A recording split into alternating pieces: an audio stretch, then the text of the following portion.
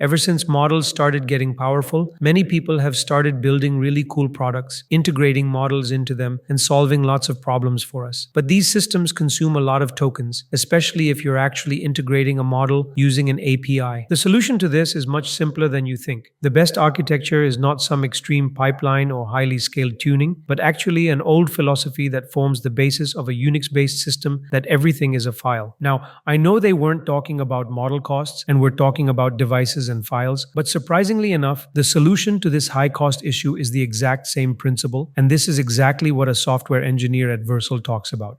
Before we explore why files are the solution, let's understand a few things about how these models actually work. Models have been trained on massive amounts of code. This is the exact reason why they're better at understanding code, directory structures, and native bash scripts that developers use to navigate files and find what they need. When an agent uses grep and ls, it's not doing something new. It's simply doing something it already knows how to do, just in a more controlled way. This approach isn't limited to code. Agents can navigate any directory containing anything, be it code or not, because they're already comfortable with commands and understand file systems. Whenever an agent needs something, it looks around the file system using native bash commands like ls and find. Once the agent finds the exact file using find, it searches for relevant content within that file using pattern matching with grep and cat. Only a small relevant slice of information is sent to the model while the rest stays out of memory, keeping the context window clean. This means we're not burning through tokens on irrelevant data that the model doesn't need. Using this approach, the agent returns a structured output. This pattern works so well that Vercel ended up open sourcing a bash tool built specifically around it, giving agents the ability to explore file systems the same way a developer would.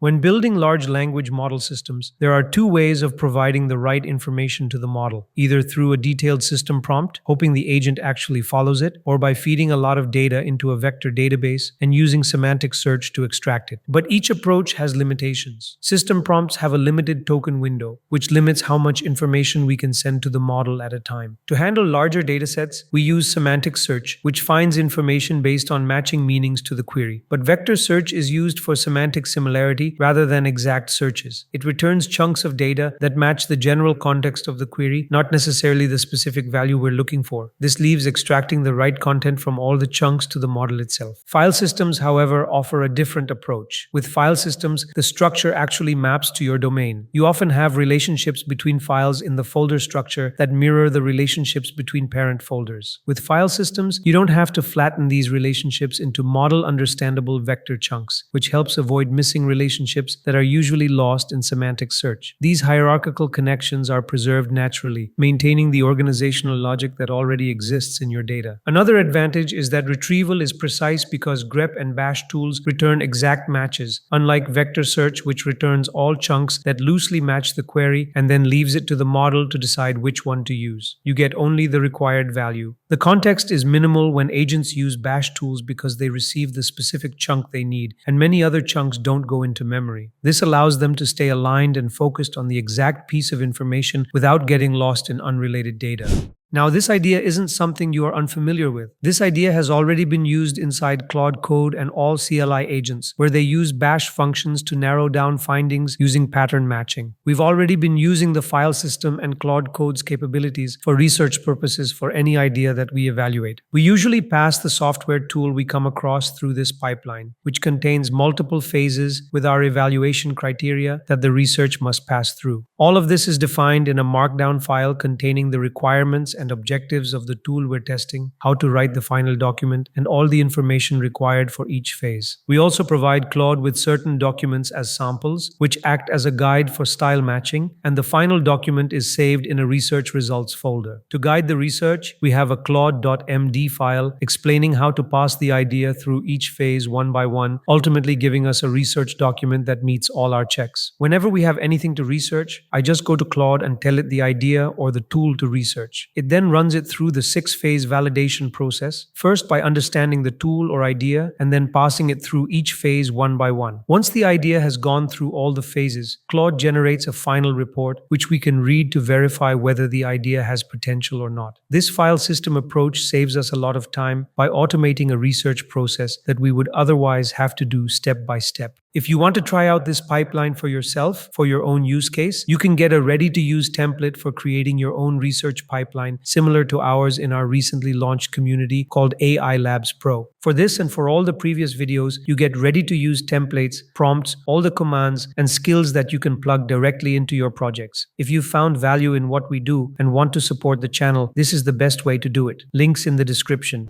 I was going through their case study in which they explained how to build a sales summary agent using this architecture. They've also open sourced it, but it gave me a really interesting idea that I wanted to try out on my own. I was actually building a company policy project where I had a lot of company data in the form of JSON, Markdown, and TXT files, all separated by department. Normally, I would have implemented this system using a vector database like Chroma, but I decided to give this tool a shot. I went ahead and implemented this architecture. On the back end, I included the path to the document folder containing the company's data and gave the agent access to the ls, cat, grep, and find commands, along with a guide on how to use the tool and when to use each command. I used the Gemini 2.5 Flash model, provided it with Vercel's bash tool, and gave it the path to the documents inside the tool. And so, when I tested the agent by asking it any question related to the data, it basically answered based on the exact content from the company's policies, including the handbook and leave policy documents. To verify how it was working, I logged its tool usage on the terminal. The agent first used the ls command to see what documents were available and then used grep with pattern matching to look for off days or any similar terms. This set of commands handled our query and gave us results with the same level of accuracy as a RAG system would. If you want the source code for this project, you can find it on our community from where you can download and try out for yourself.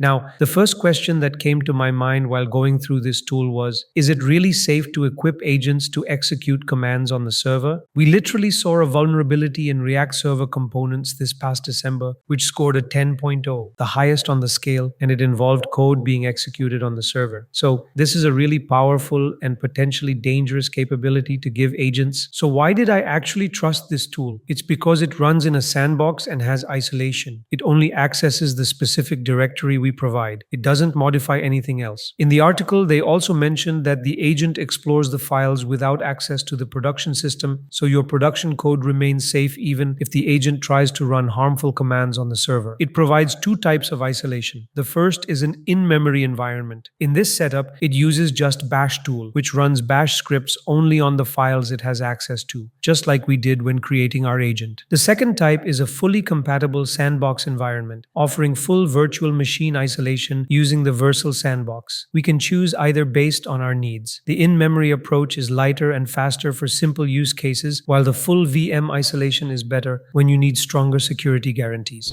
Even though this approach is really good for saving costs per model call, it's not the right approach for all kinds of problems. It's definitely not ideal if you need to match the meaning of words, because bash tools are for exact matching. As we saw when we called our agent, it used specific keywords to locate the required data. It's also not suitable for unorganized file structures where the agent would have to struggle with multiple tool calls. A structure that the agent can easily navigate is much better. My personal suggestion is to use the bash tool when you have highly structured data and your requests are mostly clear in terms of what you want. Use RAG when you care more about the meaning of what's written in the files or when your queries are likely to be messy.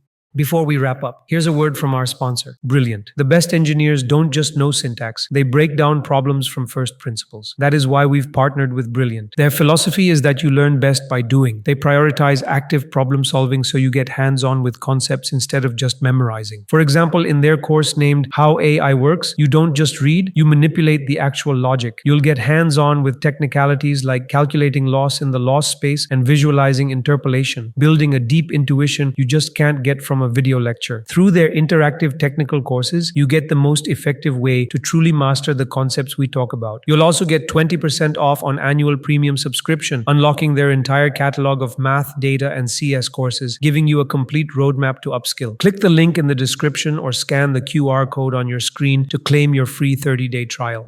That brings us to the end of this video. If you'd like to support the channel and help us keep making videos like this, you can do so by using the super thanks button below. As always, thank you for watching, and I'll see you in the next one.